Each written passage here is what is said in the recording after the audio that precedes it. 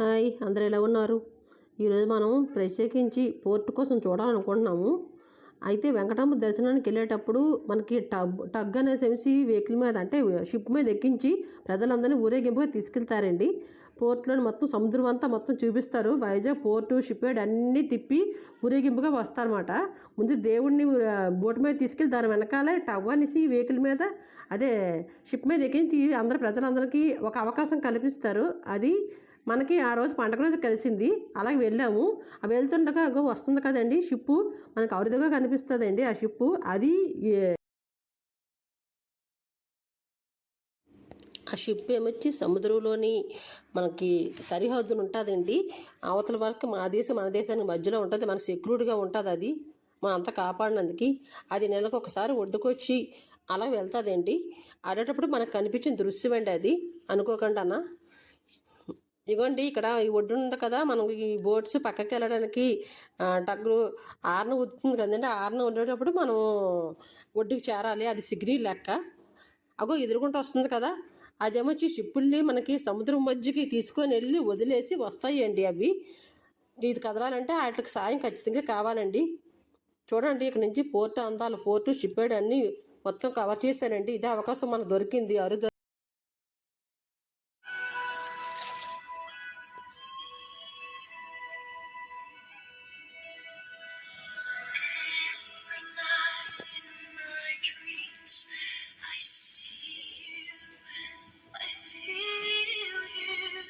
ನೋಡಿ ಸಾಂಗ್ ಮಾಡಕ್ಕೆ ಏನಾಗ್ತದೆ.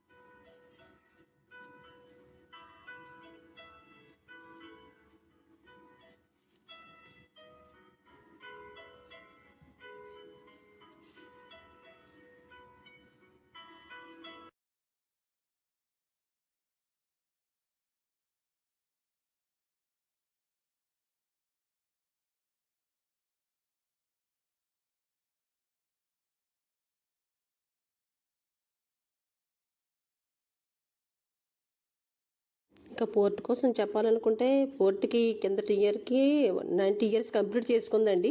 విశాఖపట్నం పోర్ట్ ట్రస్ట్ అని ఉంటుంది పేరు. ఇప్పుడు విశాఖపట్నం పోర్ట్ అథారిటీగా మార్చేశారండి పోర్ట్ని.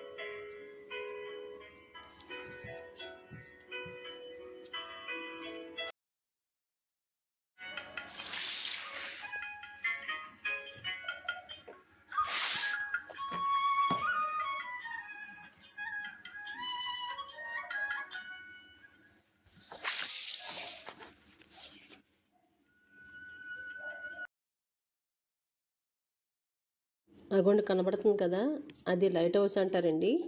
షిప్పులు సముద్రం మధ్యకి వచ్చి ఆగిపోయిన తర్వాత ఇక్కడ పర్మిషన్ దొరికితేనే లైట్ హౌస్ ఇన్ఫర్మేషన్ ఇస్తారండి. ఇన్ఫర్మేషన్ ఇచ్చే పర్మిషన్ దొరికితేనే వెళ్ళి షిప్పులోంచి అటు నుంచి వస్తాయండి.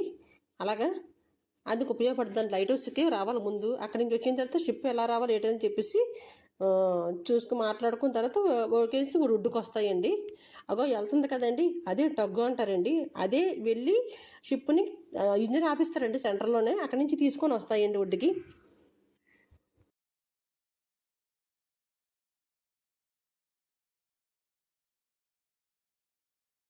అగోండి కనపడుతుంది కదా, అది అండమాన్ వెసలండి.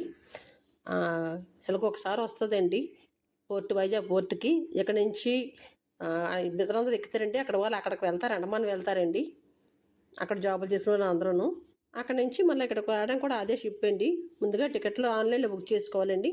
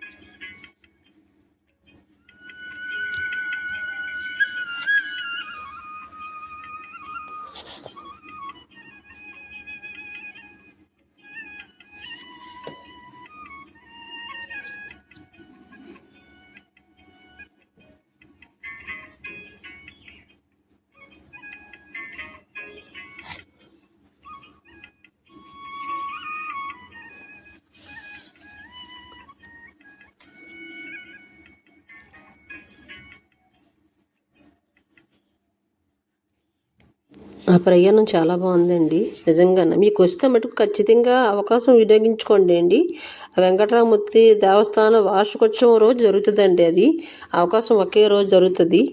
ఇప్పుడు ఈవినింగ్ ఉంటుందండి బోటింగ్. ఎప్పుడును మనకు 4 గంటల లోపు అక్కడ చేరుకోవాలండి ఈవినింగ్ ఖచ్చితంగా. ఇక నాతో ప్రయాణికులు అందరూనండి, అందరూ చాలా బాగా ఎంజాయ్ చేశారండి. ప్రతి ఒక్కటి అంతా పోర్టు షిప్ యార్డ్ అంతా చూసారండి. పెద్ద పెద్ద వెసలు చూసారు. మన యుద్ధం వాడ కూడా చూసారు, షిప్ కూడా. మీరు కూడా చాలా బాగా చూసి ఎంజాయ్ చేయండి. లైక్ చేయండి, షేర్ చేయండి, సబ్స్క్రైబ్ చేయండి మర్చిపోకండి ప్లీజ్. నాకు అవకాశం దొరికింది కానీ వీడియో మొత్తం తీసి పెట్టేశానండి. నాకు ఎంత వచ్చినా అంత అవకాశం తీసానండి వీడియో మొత్తం. మామూలుగా ఎలాగే వెళ్ళలేము, ఈ అవకాశం దొరికిందని వినియోగించుకొని హ్యాపీగా వీడియో చేసి పెట్టానండి. వైజాగ్ పోర్టు అథారిటీ మర్చిపోకండి. 90 years అయ్యింది.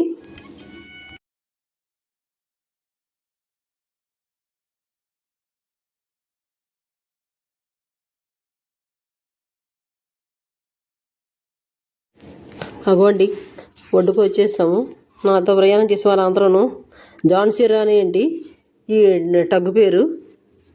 ఇవే షిప్పులు ఒడ్డుకు తీసుకొస్తాయండి. 350 మంది దగ్గర పడతారండి. ఆ రోజు 310 దగ్గర పైన ఎక్కారండి. అందరూ చాలా బాగా ఎంజాయ్ చేసాము. సెక్యూరిటీ చాలా బాగా ఏర్పాటు చేశారండి. సిఎస్ఎఫ్ వాళ్ళు ఒక్కొక్కరు దగ్గరుండి మరీ ఎక్కించారండి. చాలా మంచి అనుభూతి అండి ఇది. మీరు కూడా అవకాశం దొరికితే ఖచ్చితంగా ఎంజాయ్ చేయండి. అవకాశాన్ని వినియోగించుకోండి, మర్చిపోకండి. బాయ్ అండి.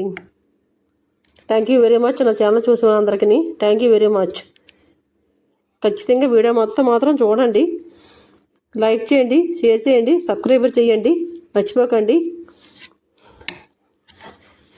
బాయ్ అండి. వీడియో మాత్రం పూర్తిగా చూడండి.